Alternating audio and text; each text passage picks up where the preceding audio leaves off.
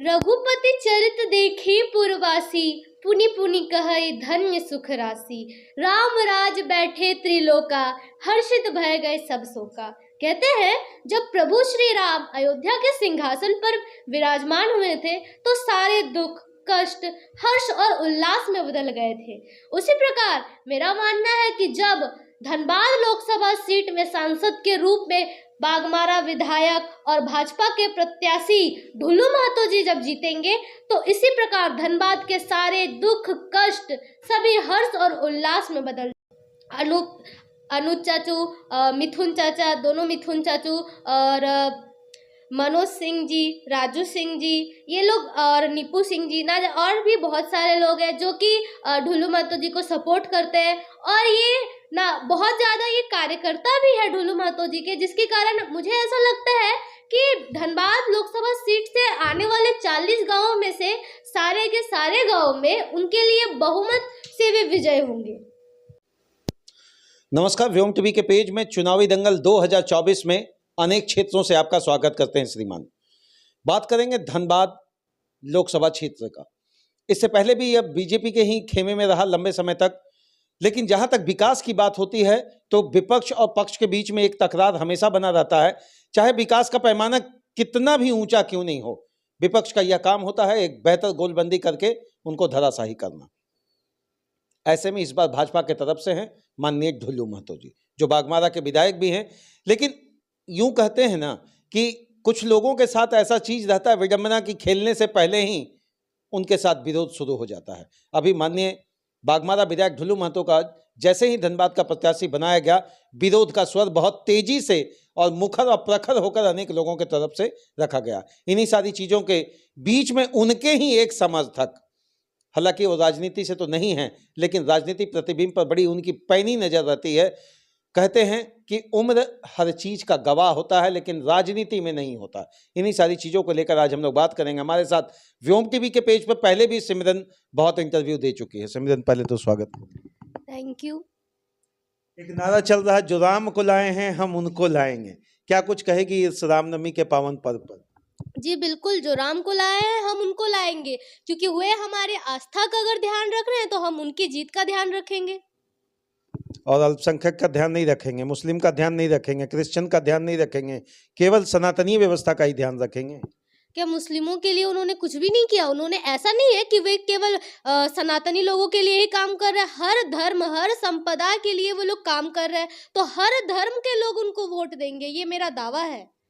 इस बार विधायक जी को लोकसभा धनबाद का टिकट मिला और कहीं ना कहीं बहुत ज्यादा विरोध हो रहा है, क्या कहेगी तुम? और अब क्या कुछ आपकी तरफ से कॉन्सेप्ट रहेगा कि विधायक जी का इतना विरोध पुरजोर क्यों?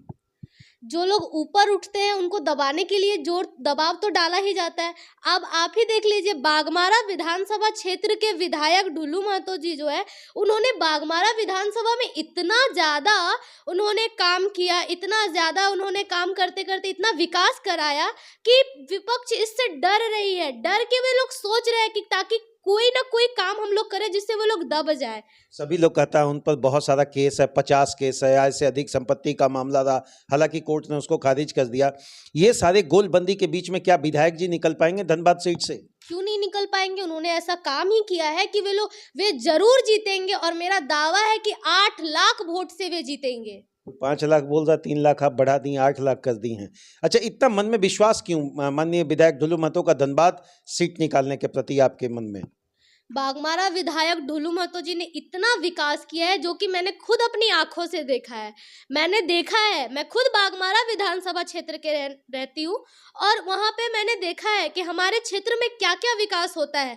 जब आप हमारे गांव में घुसिएगा तो वहाँ पे जो रोड था वो बहुत ज़्यादा खराब था, लेकिन उनके ही प्रयास से, ना जाने कितने साल से प्रयास होता रहा कि उसको रोड को बनाया जाए, लेकिन केवल उन्हीं के प्रयास से रोड आज पूरा का पूरा बन रहा है, और जिससे इतना ज़्यादा हमें सुविधा हो रही है। बहुत सारे प्रत्याशी हैं अपने अपने जगह पे खड़े हैं, लेकिन जब उनके आवास के सामने लोग जाते हैं, इतना भीड़ होता है, हुजूम होता है, प्रतिदिन 100-200 गाड़ियां लगी रहती है। ये क्या कुछ होता है, इतना भीड़ वहां पर, लोगों को इतना विश्वास क्यों उनके प्रति है, और किस सीट और वोट दोनों हम निकाल कर देंगे? लोगों को इतना विश्वास इसीलिए है क्योंकि वे केवल केवल विधायक ही नहीं, वे किसान के बेटे हैं। उन्होंने पूरे समाज के लिए जो देखा है, वे सबके सामने एक विधायक के जैसे नहीं जाते, वे उनका बेटा, किसी का बेटा बनकर जाते हैं, किसी का चाचा बनकर जाते हैं, किसी के दादा बन के जाते हैं, हर किसी को अपने खुद के परिवार के रूप में देखते हैं, जिसके धनबाद का विकास होगा क्या? पहले से जो गाड़ी थी, पहले भी तो भाजपा के नेता थे और इस बार भी भाजपा के खेमे में जिस तरह से दिख रहा है, तो क्या विकास का रफ्तार पहले की अपेक्षा तेजी से होगा या उसी पैरेलल वे में जाएगा? मेरा दावा है इस बार कि विकास इस बार इतना ज्यादा होगा कि अगली बार से लोग प्रत्याशी ढूंढने से पहले ही बोल देंगे कि अगर हमें वोट देना है तो हम केवल उन्हीं को देंगे। अगर कोई पार्टी टिकट नहीं देंगे तो उनको हम निर्दलीय लड़ाएंगे और हम उन्हीं को जिताएंगे। अच्छा, इस बार भी उनके विपरीत, उनके विपक्ष में कोई खड़ा नहीं हो रहा, अभी तक प्रत्याशी का घोषणा नहीं हो पाया, क्या कुछ कारण दिख रहा? ये उनके खिलाफ डर है कि वो डर रहे हैं कि अगर इनके खिलाफ हम खड़े हो जाएंगे तो हम जीतेंगे ही नहीं। उनको भी तो अपना सीट बचाने का ये लगा है कि हम लोग को जीतना है, कोई खड़ा ही नहीं होना चाहता है उनके डर से। अच्छा, एक विधानसभा था बाघमारा, अब 6 विधानसभा के अंतर्गत एक कंसोलिडेट वे में करके इसको गिरिडीह बनाएगा, धनबाद बनाया जाएगा, तो कहीं ना कहीं समय तो वो नहीं दे पाएंगे, जितना बाघमारा के लिए कर पाए उतना धनबाद के 6 विधानसभाओं में कर पाएंगे? समय निकाल पाएंगे क्या? जी जरूर निकाल पाएंगे। वे जानते हैं कि कहाँ कहाँ विकास चाहिए और विकास के लिए एक एक जगह को ढूंढ ढूंढ कर, ऐसा नहीं है कि अगर प्रत्याशी खुद जाके हर उनका काम होता है, सरकार खुद जाके, आप बोलिएगा कि प्रधानमंत्री, तो प्रधानमंत्री एक एक घर में जाके सामान नहीं ना देखते हैं, सबका विकास नहीं कराते हैं, उनकी योजनाएं होती है, उनके कार्यकर्ता होते हैं और मेरा दावा है कि ये करेंगे ऐसा काम। अच्छा, उन पर इतना जो केस है, केस को लेकर विपक्षी लोग बहुत ज्यादा हमलावर है, क्या कुछ कहेंगी कि उनका कहना है कि मेरे पास जो भी केस है वो संघर्ष का केस है, आम जनता के लिए जब हम आगे बढ़े उस पर केस है, तो ये केस कहीं ना कहीं उनके वोट की राजनीति में बाधा बनेगा क्या? बाधा बनाना लोग चाहते हैं, लेकिन मुझे नहीं लगता कि ये बाधा बनना चाहिए, क्योंकि ऐसा है कि जो केस हुए हैं वो वाकई उनके संघर्ष के साथ साथ ही हुए। जब आप किसी के लिए लड़ते हैं, किसी के हक के लिए लड़ते हैं, तो विपक्ष आप पे कुछ न कुछ तरह से केस जरूर डालना चाहता है। कोई मानहानि का केस डाल दिया, कोई कुछ का केस डाल दिया। इस विकास के नाम पर भाजपा इस पर वोट की बात करेगी या वही राम जी के नाम पर ही बस जो राम को लाए हैं वही हम उनको लाएंगे, इसी में ही घूमता रहेगा, या विकास का भी जोरदार बात अब की बार 400 पार वाला के नारा के अंतर्गत रहेगा? इस बार विकास ही होगा और अब की बार 400 पार होगा ही होगा, क्योंकि ऐसा मानना है कि अगर 10 साल से हमने क्या देखा कि विकास हो रहा है। आज भारत पूरे विश्व का 5वां सबसे बड़ा अर्थव्यवस्था बन गया है। कैसे बना? पहले तो इतना नहीं था, विकास हुआ है तभी तो बना है। अच्छा, धनबाद जिसको कोयले का राजधानी कहा जाता है, यहाँ पर जो भी नेता होते हैं, चाहे छोटे हों या बड़े हों, आर्थिक रूप से बड़ा कम समय में ही मजबूत हो जाते हैं, लेकिन आम जनता कराती रहती है प्रदूषण में, पानी की समस्या में।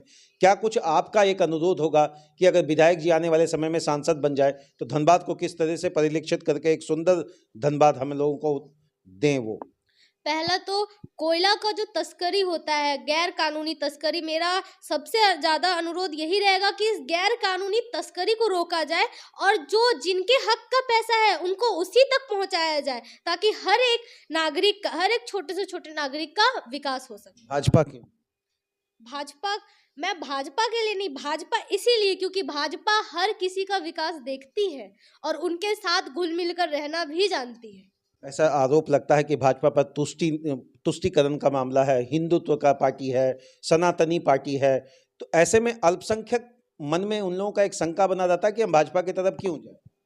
नहीं, भाजपा ऐसा नहीं है कि वे सिर्फ हिंदू को देखते हैं या फिर सिर्फ हिंदू संगठन है, ऐसा कुछ भी नहीं है, क्योंकि भाजपा ऐसा एक संगठन, इनको ऐसा पॉलिटिकल पार्टी है जो हर धर्म, हर संप्रदाय, हर एक छोटे बड़े इक्वालिटी को ये लोग देखते हैं और ये हर चीज का, छोटे से छोटे चीजों का नजर भी रखते हैं। 2024 की हम बात करें तो शिक्षा, स्वास्थ्य, रोड, विकास पर भाजपा को आप कितना मार्क्स देने जा रहे हैं 10 में से? 10 में से 9.5। 9.5। और मोदी जी को अगर 10 में से आपको वोट देने की, व्यक्तित्व की बात करनी हो तो 10 में से कितना? अगर केवल उनके व्यक्तित्व की बात हो तो मैं उन्हें 10 में से 10। और ढुलू महतो की अगर हम बात करें तो 10 में से कितना? वो 10 में से 10। चलिए, एक आम अपील करिए, चूंकि आप हो सकता है वोटर है या नहीं, लेकिन आम जनता को क्या आप जागरूक करेंगे कि इस 5 साल के पर्व में जरूर संवैधानिक अधिकार को ना खोएं और वोट दें, किस तरफ दें? धनबाद क्षेत्र लोकसभा क्षेत्र के जितने भी नागरिक हैं, मेरा उनसे केवल एक ही अनुरोध है कि आप पार्टी मत देखिए।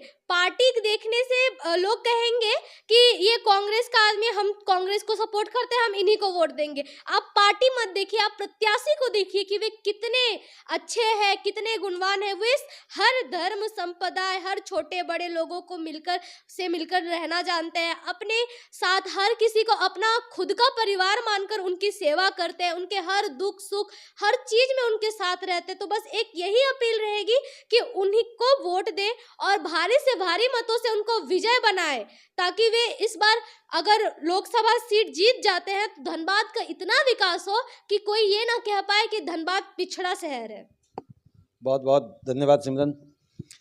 देखिए, ये बात तो तय है कि 2024 में जो चुनावी समीकरण है श्रीमान, पक्ष और विपक्ष एक चीज पर जरूर हमलावर होगा, स्थानीय मुद्दों पर। इससे पहले बहुत सारे एपिसोड में हमने ये बात को रखा है, कहाँ स्थानीय मुद्दा रहेगा, कहाँ प्रदूषण की समस्या, कहाँ जल की समस्या, ये सारा चीज तो अपनी जगह है। लेकिन सबसे बड़ी बात है समर्थन और समर्थक के बीच में एक एज का जो मैटर होता है, बड़ा मायने रखता है। सिमरन जिस एज की है, जिस क्लास की है, यह मायने नहीं रखता। लेकिन सबसे बड़ी बात है, अगर किसी के प्रति आस्था है तो बिना स्टडी मैट का ये नहीं है।